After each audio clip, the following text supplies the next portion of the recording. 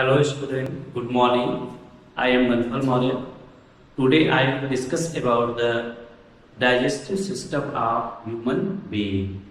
Student, आज हम लोग digestive system जो human being का है वो किस प्रकार से होता है, कैसा होता है, उसमें क्या क्या होता है, उसमें कौन सा एनाटॉमिकली स्ट्रक्चर है, कौन सा फिजियोलॉजी होती है, कैसे फूड का डाइजेशन होता है और किस प्रकार से न्यूट्रिशन को एब्जॉर्ब किया जाता है, इन सारी चीज़ों के बारे में हम डिस्कस करेंगे।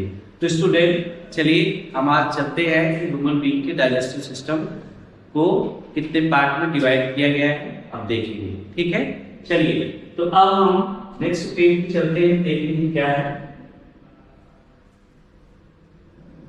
कहा गया है कि जो ह्यूमन बीइंग का डाइजेस्टिव सिस्टम है, जो ह्यूमन बीइंग का डाइजेस्टिव सिस्टम है उसको दो तरह से हम डिवाइड कर सकते हैं।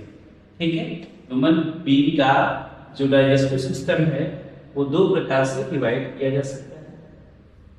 फर्स्ट क्या है आपका लाइक एनाटॉमी। एनाटॉमी के आधार पर ह्यूमन बीइंग के डाइजेस्टिव सिस्टम में क्या क्या है, तो एनाटॉमी के आधार पर ह्यूमन बीइंग का जो डाइजेस्टिव सिस्टम है वो क्या रखता है, एलिमेंट्री कैनाल रखता है। क्या रखता है, the digestive system of human being consist क्या है, एलिमेंट्री कैनाल है। और उसका जो सेकेंड पोर्शन होता है, इस दूसरा क्या होता है, एसोसिएटेड ग्लैंड। तो ह्यूमन बीइंग का जो डाइजेस्टिव सिस्टम है उसमें एलिमेंट्री कैनाल आएगा और एसोसिएटेड ग्लैंड आएंगे। वो एसोसिएटेड ग्लैंड कौन कौन सी हो सकती है, तो ये सलाइवरी ग्लैंड है, ठीक है, गैस्ट्रिक ग्लैंड है, इसके बाद लीवर है, पैनक्रियाज है, इंटेस्टाइनल ग्लैंड है। ये सब क्या है, एसोसिएटेड ग्लैंड है जो डाइजेशन में हेल्प करती हैं।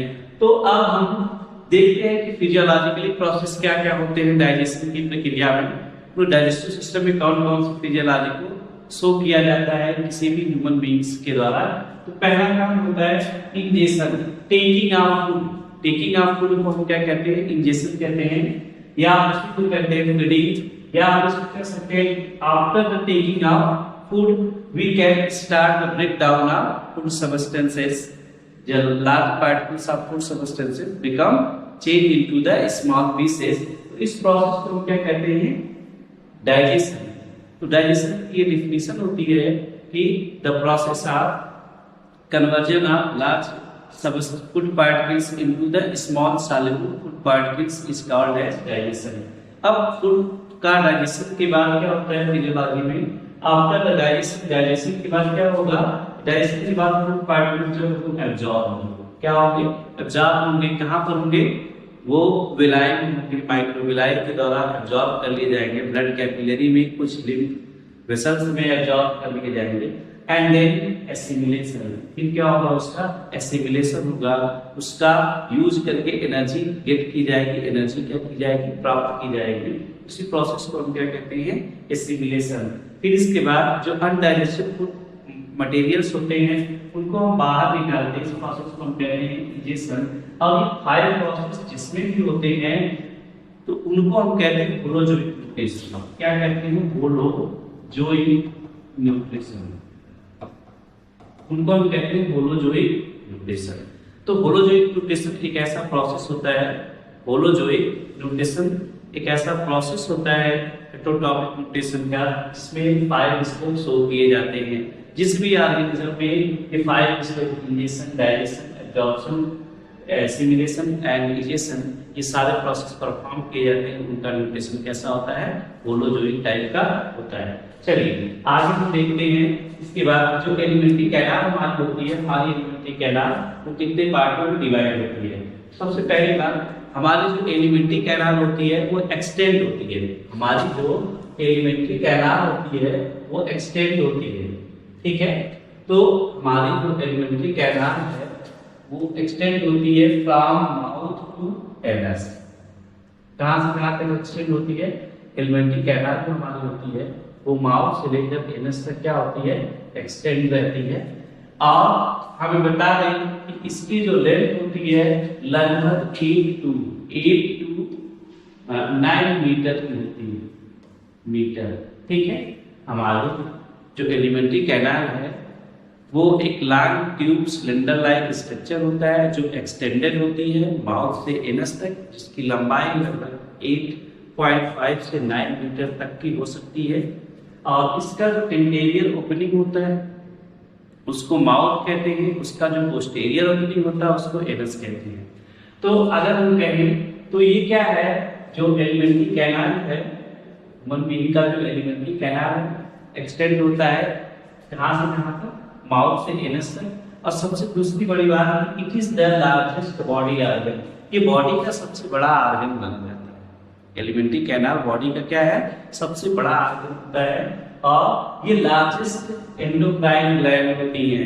लार्जेस्ट क्या होती है, एंडोक्राइन ग्लैंड होती है। और दूसरी बात कि ये और भी बड़ी होती है, हर दूसरे एनिमल्स में जो हमारे इंटेस्टाइन होती है वो और भी, या जितने भी हर्बिवोरस एनिमल्स होते हैं उनमें इंटेस्टाइन क्या होती है, as comparative to carnivorous animals उनसे बड़ी पाई जाती है। तो हमारा जो एलिमेंट्री कैनाल है वो कई पार्टों में डिवाइड होता है। मुख्य रूप से कितने पार्ट में डिवाइड होता है, बक्कल कैविटी, इसमें डिवाइड होगा, बक्कल कैविटी में डिवाइड होगा, आइसोफेगस में होगा, स्टमक में होगा, और पूरी एलिमेंट्री कैनाल कितने पार्ट में डिवाइड होती है, एक को हम कहते हैं बक्कल कैविटी और दूसरे को क्या कहते हैं, आइसोफेगस। फिर क्या है हमारा स्टमक, स्टमक के बाद क्या है, इंटेस्टाइन है। अब हम बक्कल कैविटी की बात करें तो बक्कल कैविटी में क्या आ जाएगा, फर्स्ट ऑफ ऑल हम देखेंगे क्या, जो एलिमेंट्री कैनाल का जो ओपनिंग होता है, जो एलिमेंट्री कैनाल का ओपनिंग होता है, उस एलिमेंट्री कैनाल के ओपनिंग को हम कहते हैं माउथ। एलिमेंट्री कैनाल की ओपनिंग को क्या कहते हैं, माउथ कहते हैं। यहाँ पे आप देखेंगे एलिमेंट्री कैनाल के ओपनिंग को हम क्या कहते हैं, माउथ कहते हैं। चलिए यहाँ पर देखेंगे buccal cavity. Buccal cavity is also known as oral cavity. Buccal cavity को हम क्या कहते हैं, ओरल कैविटी कहते हैं। और जो हमारा बक्कल कैविटी है उसको ओरल कैविटी भी कहा जाता है। ये गार्ड किया जाता है दो लिप्स के द्वारा, ठीक है, ये दो लिप्स के द्वारा क्या किया जाता है, अपर साइड में गार्ड किया जाता है। अब ये कहा गया है कि जो माउथ है वो दो लिप्स के द्वारा कवर होता है, अपर लिप्स और लोअर लिप्स। जो अपर लिप्स होते हैं वो बीच में डिप्रेशन पाए जाते हैं, अपर लिप्स के बीच में ऐसे डिप्रेशन यहाँ पर बीच में मिलता है, उसको हम कहते हैं, उसको कहा जाता है फ्रेनुलम। क्या कहते हैं उसको, फ्रेनुलम कहते हैं, ठीक है। अब इसके बाद द कैविटी प्रेजेंट बिटवीन चिक एंड टीथ, और हमारे चिक और टीथ के बीच जो कैविटी पाई जाती है, चिक और टीथ के बीच पाई जाने वाली कैविटी को हम क्या कहते हैं, वेस्टिब्यूल कैविटी के नाम से जानते हैं। चिक और टीथ के बीच पाए जाने वाली कैविटी को वेस्टिब्यूल कैविटी कहते हैं। अब यहाँ कहा गया है कि बक्कल कैविटी, और बक्कल कैविटी क्या है, बक्कल कैविटी वह कैविटी होती है जो 6 बाउंड्री के द्वारा सराउंड होती है। फ्रंट साइड में लिप्स के द्वारा, बैक साइड में गुला या वेलम पैलेटी के द्वारा कवर होती है, और दोनों साइड में वो चिक्स के द्वारा कवर होती है, अपर साइड में पैलेट के द्वारा, लोअर साइड में टंग्स के द्वारा। तो हमें कह सकते हैं कि आवर बक्कल कैविटी के पास क्या क्या होता है, बक्कल कैविटी में क्या क्या होता है। तो our buccal cavity consist of palate, सबसे पहला है पैलेट। पैलेट मतलब तालु होता है, ठीक है, पैलेट में क्या होगा, तालु होगा। तो हमारा बक्कल कैविटी या जो पैलेट है वो पैलेट कैसा होता है, ये पैलेट है, ये पैलेट दो पार्ट में डिवाइड होता है, ठीक है। एक को कहते हैं इंटीरियर, इंटीरियर को कहते हैं हार्ड पैलेट, हार्ड, और दूसरा होता है पोस्टीरियर, पोस्टीरियर को कहते हैं सॉफ्ट, पोस्टीरियर को कहते हैं सॉफ्ट पैलेट, ठीक है। एक क्या हो गया हार्ड पैलेट, दूसरा क्या हो गया सॉफ्ट पैलेट। ये क्या है, बक्कल कैविटी का रूफ होता है, रूफ। और बक्कल कैविटी का जो फर्श होता है वो टंग होती है, ठीक है। टंग जो होती है उसका एक फिक्स पोर्शन होता है, टंग का एक फिक्स पोर्शन होता है जिसको हम क्या कहते हैं, टंग के फिक्स पोर्शन को हम क्या कहते हैं, फ्रेनुलम कहते हैं। और टंग का जो फ्री पोर्शन होता है उसको हम लिंग्वी कहते हैं।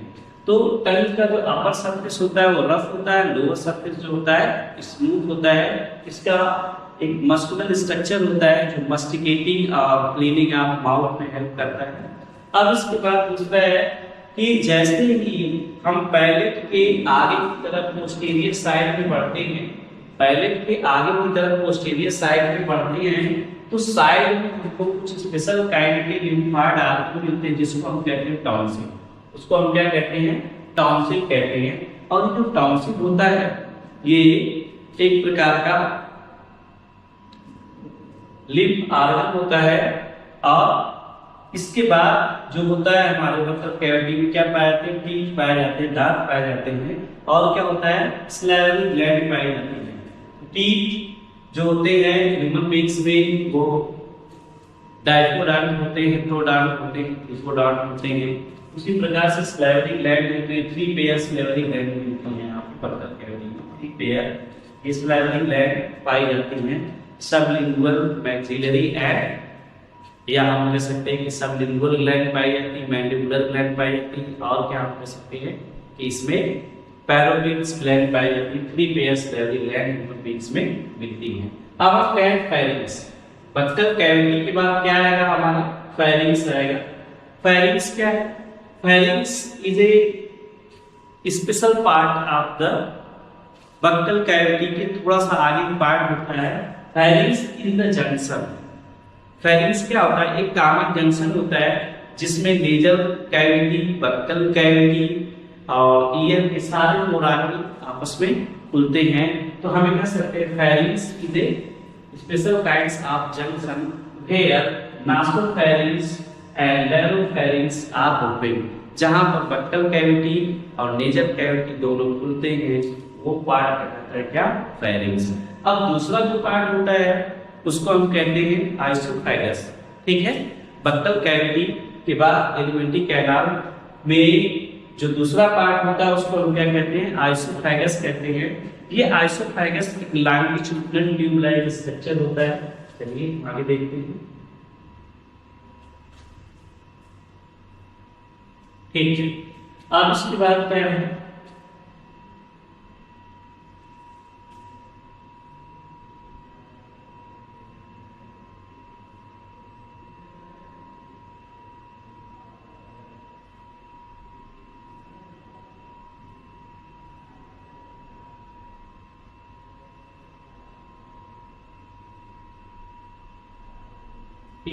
अब हम इसको देखते हैं आइसोफेगस। इसको देखते हैं आइसोफेगस को अगर हम देखें तो यहाँ पर हम देख सकते हैं। ठीक, आइसोफेगस क्या होता है? आइसोफेगस एक लॉन्ग ट्यूबलाइक सिलिंड्रिकल स्ट्रक्चर होता है। ठीक है, ह्यूमन बींग्स में जो आइसोफेगस होता है वो एक लॉन्ग ट्यूबलाइक सिलिंड्रिकल स्ट्रक्चर होता है। इस आइसोफेगस में किसी भी प्रकार की डाइजेस्टिव एंजाइम नहीं पाई जाती है। और ये मस्कुलर स्ट्रक्चर होता है, इसमें मूवमेंट पाया जाता है जिसको हम कहते हैं पेरिस्टाल्सिस मूवमेंट। इसके मूवमेंट इसमें पाया जाता है जिसको हम कहते हैं पेरिस्टाल्सिस मूवमेंट इसमें पाया जाता है। अब दूसरी बात ये है कि ये जो आइसोफेगस है ये आइसोफेगस ह्यूमन बींग्स में 2 तरह की मसल से बना होता है। इसका 1/3 पार्ट यानी इतना पार्ट जो होता है ये बना होता है स्टिफ्ड मसल्स का। स्टिफ्ड मसल्स का बना होता है, या स्टिफ्ड मसल्स वे मसल्स होती है जो वॉलंटरी फंक्शन करती है, इच्छा के अनुसार काम करती है। और इसका 2/3 पार्ट ये क्या होता है? अनस्टिफ्ड मसल्स का बना होता है। अनस्टिफ्ड। ठीक है, अब जो स्टिफ्ड मसल से बना हुआ पार्ट होता है क्वेश्चन में भी आया है। जो स्टिफ्ड मसल्स होता है उसका 1/3 होता है आइसोफेगस का, और जो अनस्टिफ्ड पार्ट होता है वो कितना होता है? 2/3 होता है। इसीलिए कभी कभी हमारे गर्दन में गले से नीचे तक कोई चीज होता है तो जब तक इस मसल्स के कांटेक्ट में कोई फूड पार्टिकल्स है तो उसको हम बाहर निकाल सकते हैं। अगर इस मान लीजिए कि फूड पार्टिकल्स है, अगर इस मसल्स के कांटेक्ट में जब तक रहेगा फूड पार्टिकल्स, यहाँ तक फूड पार्टिकल पहुंचा है तो उसको हम बक्कल कैविटी या माउथ से फिर दोबारा बाहर निकाल सकते हैं। लेकिन जैसे ही इस एरिया में आ जाता है उस मसल्स पे हमारा कंट्रोल नहीं होता है, क्योंकि क्या होती है? ये अनवालंटरी मसल्स होती हैं, अनस्टिफ्ड होती हैं, ये अंदर ही चला जाता है। लेकिन अगर हम कैटल की बात करें, पशु की बात करें, तो जो टोटल कैटल जैसे काऊ बफलो होते हैं उनमें टोटल जो आइसोफेगस होता है वो स्टिफ्ड मसल्स का बना होता है। तो ये आइसोफेगस एक लॉन्गिट्यूडिनल ट्यूब लाइक स्ट्रक्चर होता है। That oesophagus lead into the stomach, वही आइसोफेगस किसमें लीड करता है, स्टमक में लीड करता है। ठीक है, स्टमक क्या है, तो स्टमक क्या है, एक सैक लाइक स्ट्रक्चर है जो हमारे फूड को स्टोर करने का कार्य करता है। ये भी 3 पार्ट में डिवाइड होता है। कितने पार्ट में डिवाइड होता है, 3 पार्ट में। एक को हम कहते हैं फंडस, कार्डियक एंड पाइलोरस। कितने पार्ट में है, फंडस, कार्डियक एंड पाइलोरस। अब इसके बाद जो आता है सबसे लंबा पार्ट जो होता है वो क्या होता है, इंटेस्टाइन होता है। सबसे बड़ा पार्ट क्या होता है, इंटेस्टाइन होता है। ठीक है, इंटेस्टाइन के बारे में थोड़ा सा देख लीजिए, क्या है इंटेस्टाइन, थोड़ा सा है। हमारा इंटेस्टाइन जो होता है वो एक लॉन्गिट्यूडिनल ट्यूब लाइक स्ट्रक्चर होता है, जिसमें इंटेस्टाइन 2 पार्ट में डिवाइड किया गया। एक को कहा गया स्मॉल इंटेस्टाइन और दूसरे को बोला गया लार्ज इंटेस्टाइन। एक को हम क्या बोलेंगे, स्मॉल इंटेस्टाइन, और दूसरे को बोलेंगे लार्ज इंटेस्टाइन। तो ये दोनों चीजें हैं, या स्मॉल इंटेस्टाइन है और लार्ज इंटेस्टाइन भी है। तो यहाँ हम देखें कि स्मॉल इंटेस्टाइन को 3 पार्ट में डिवाइड किया गया है। जो मेन पार्ट होता है सी सेल का, उसको डियोडिनम कहते हैं। सेकेंड पार्ट जो होता है उसको जेजुनम कहते हैं। थर्ड पार्ट को इलियम कहते हैं। यहाँ पे मुख्य रूप से डाइजेशन होता है, यहाँ पे वाटर का एब्जॉर्प्शन और यहाँ पे फूड का एब्जॉर्प्शन होता है। अब इसके बाद जो लार्ज इंटेस्टाइन है उसमें 4 पार्ट पाए जाते हैं। वन जैसे अगर हम कहें कि मेन रूप से इसमें 3 पार्ट पाए जाते हैं।